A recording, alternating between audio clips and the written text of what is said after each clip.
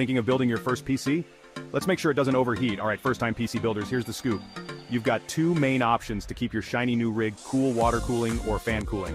Fan cooling is like having a team of tiny fans blowing on your components. It's simple, reliable, and won't break the bank. Plus, some fans even come with those snazzy RGB lights. Now, water cooling? It's the cool kid on the block, literally. It uses liquid to absorb heat from your CPU and GPU, then pumps it out through radiators. Sounds fancy, huh? But it's a bit more complex to install and can be pricier. Plus, there's always the slight chance of a leak. But hey, that's what we call living on the edge. So, which one's for you? If you want straightforward and budget-friendly, stick with fan cooling.